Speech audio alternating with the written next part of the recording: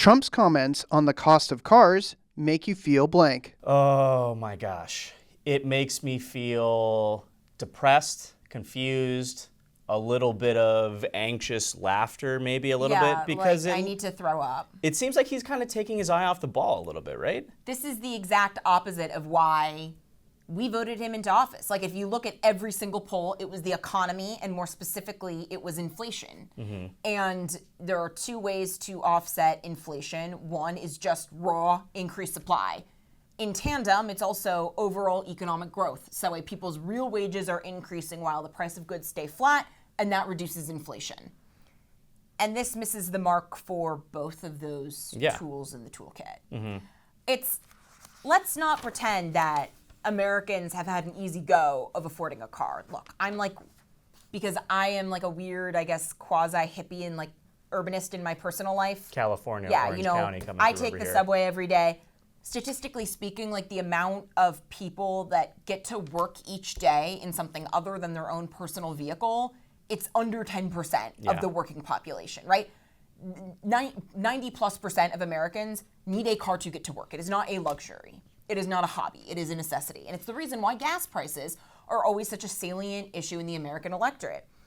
New cars are 19% more expensive than they were 4 years ago, and used cars are 22% more expensive.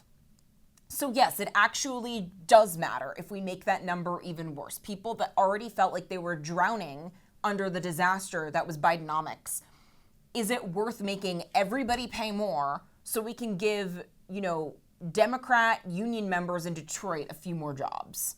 I'm going to amend my answer a little bit. This actually makes me feel anger now that I'm thinking about it. And it's not specifically at Donald Trump alone. It's anger with political leadership in America on both sides of the aisle.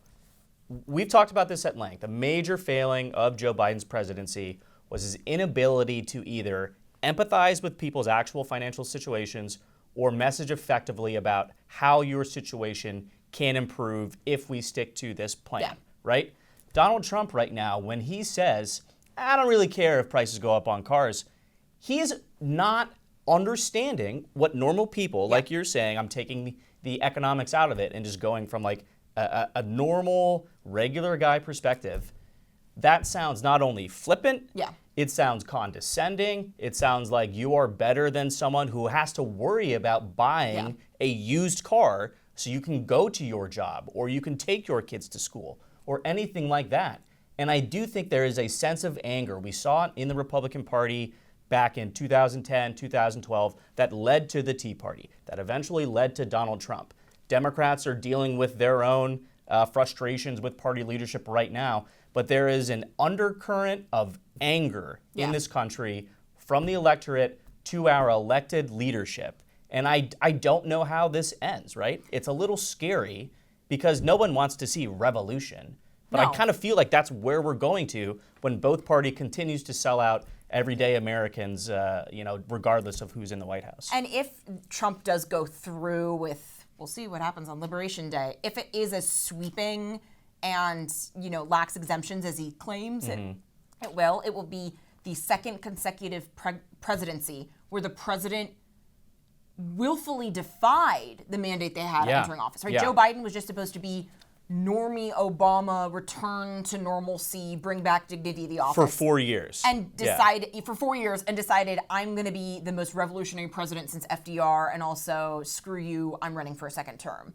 And Trump came in to basically make it 2019 again, right? Make it 2019 again, but more bullish on China. And in the polls, it shows voters, they may not understand the minutia of how these things work, but they broadly get, okay, we don't mind paying a little bit of an economic price to have a long-term pivot away from China on the basis of national security. But just to shore up some jobs in, Flint, Michigan, that they're not willing to pay for. Peter Navarro's saying the tariffs are going to raise $600 billion a year. Not only is that a tax hike of $7,000 a year per family of four, it's also completely undoing all the tax cuts, right? Yeah. The TCJA extension is $4 trillion worth of tax cuts over the decade. Peter Navarro saying this is going to be $6 trillion worth of tax hikes because that's what tariffs are. They are tax hikes. And if it's a diplomatic tool or a national security tool that's one thing. But if it's just to fulfill their delusional fallacy of autarky, people will revolt. And the only issue for the country is that I don't know if Democrats believe that they're a viable option right now as an opposition party.